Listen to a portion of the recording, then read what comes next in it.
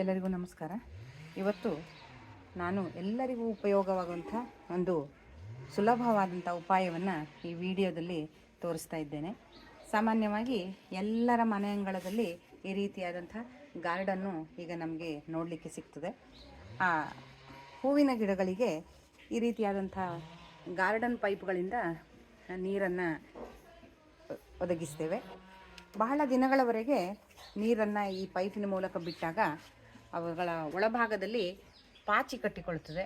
ಈ ರೀತಿಯಾಗಿ ಈ ಪಾಚಿ ಕಟ್ಟಿಕೊಂಡಾಗ ನಾವು ಎಷ್ಟು ಪ್ರಮಾಣದಲ್ಲಿ ನೀರನ್ನು ಅಲ್ಲಿ ಟ್ಯಾಪಿಂದ ಬಿಡ್ತೇವೋ ಅಷ್ಟು ಹೊರಗಡೆ ಬರೋದಿಲ್ಲ. ಹಾಗಾದರೆ ಅದನ್ನು ಕ್ಲೀನ್ ಮಾಡೋದು ಹೇಗೆ ಅಂತ ಸ್ವಲ್ಪ ಮಟ್ಟಿಗೆ ಸಮಸ್ಯೆ ಆಗ್ತದೆ. ಅದಕ್ಕೆ ಅತ್ಯಂತ ಸುಲಭವಾದ ಹಾಗೆ ಮನೆಯಲ್ಲೇ ಇರತಕ್ಕಂಥ ವಸ್ತುಗಳನ್ನು ಉಪಯೋಗಿಸಿ ಈ ಗಾರ್ಡನ್ ಪೈಪನ್ನು ಕ್ಲೀನ್ ಮಾಡುವಂಥ ಉಪಾಯವನ್ನು ಶ್ರೀಯುತ ಸತೀಶ್ ದೇವರು ತಮ್ಮ ಮುಂದೆ ಹಂಚಿಕೊಳ್ಳಿದ್ದಾರೆ. ನಮಸ್ಕಾರ. ಇದು ಸ್ಯಾನಿಫ್ರೆಶ್ ಅಥವಾ ಹಾರ್ಪಿಕ್ ಬಳಸ್ಬೋದು.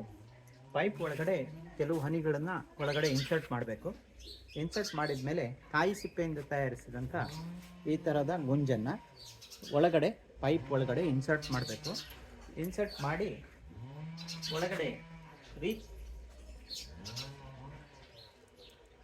ಒಳಗಡೆ ಇನ್ಸರ್ಟ್ ಮಾಡಿ ಆದ ತಕ್ಷಣ ಮೇಲೆ ಇಲ್ಲಿ ಹೊರಗಡೆಯಿಂದ ನೀರನ್ನು ಒಳಗಡೆ ಕಳಿಸ್ಬೇಕು.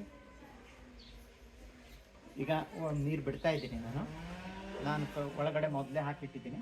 ಅದು ಯಾವುದೇ ರೀತಿ ಮೂವ್ಮೆಂಟ್ ಆಗ್ತದೆ ಅನ್ನೋದು ನಿಮಗೆ ವಿಡಿಯೋದಲ್ಲಿ ಕಾಣ್ಬೋದು.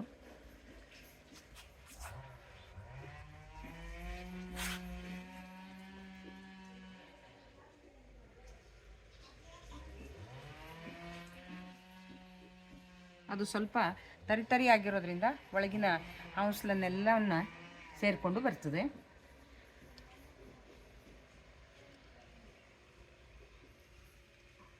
ಈ ರೀತಿ ಮಾಡೋದ್ರಿಂದ ಪೈಪ್ ಒಳಗಡೆ ಕಟ್ಟಿದಂಥ ಪಾಚಿ ಪೂರ್ಣ ಹೊರಗಡೆ ಬಂದು ಪೈಪ್ ಒಳಗಡೆ ಕ್ಲೀನ್ ಆಗುತ್ತೆ. ನಂತರ ನಾವು ಸ್ಪ್ರೆಡರ್ ಹಾಕಿದರೆ ತುದಿಯಲ್ಲಿ ಆ ಸ್ಪ್ರೆಡ್ಡರಿಂದ ನೀರು ಅರಳಿ ಬೀಳಬೇಕಾದ್ರೆ ಅದರೊಳಗೆ ಕಟ್ಕೊಳ್ಳೋದಿಲ್ಲ, ಕ್ಲೀನಾಗಿ ನಮಗೆ ಹೊರಗೆ ಬರುತ್ತೆ. ಅದನ್ನೊಮ್ಮೆ ನೋಡಿ. ಈ ರೀತಿಯಾಗಿ ಗಾರ್ಡನ್ ಪೈಪ್ನಲ್ಲಿ ಕಟ್ಕೊಂಡಿರತಕ್ಕಂಥ ಪಾಚಿ ಅಂದರೆ ಹಾವುಸೆಯನ್ನು ಅತ್ಯಂತ ಸುಲಭವಾಗಿ ನಮ್ಮ ಮನೆಯಲ್ಲಿ ಇರತಕ್ಕಂಥ ಈ ತೆಂಗಿನ ಗುಂಜು ಅಂತ ಏನು ಹೇಳ್ತೇವೆ ಅವುಗಳನ್ನು ಕಾಯಿ ಸಿಪ್ಪೆ ಇದರ ಒಂದು ದೊಡ್ಡ ದೊಡ್ಡ ಗುಳಿಗೆಗಳನ್ನು ಮಾಡಿಕೊಂಡು ಪೈಪ್ನಲ್ಲಿ ಇನ್ಸರ್ಟ್ ಮಾಡುವುದರ ಮೂಲಕ ಪೈಪ್ ಕ್ಲೀನ್ ಮಾಡುವಂಥ ಒಂದು ಸುಲಭವಾದ ಉಪಾಯವನ್ನು ಸತೀಶ್ ದೇವರು ನಮ್ಮೆಲ್ಲರಿಗೆ ತಿಳಿಸಿಕೊಟ್ಟಿದ್ದಾರೆ. ನಾವು ಕೂಡ ಇದೊಂದು ಪ್ರಯತ್ನವನ್ನು ಮಾಡಿ ನೋಡೋಣ. ಮತ್ತೊಮ್ಮೆ ಧನ್ಯವಾದಗಳು.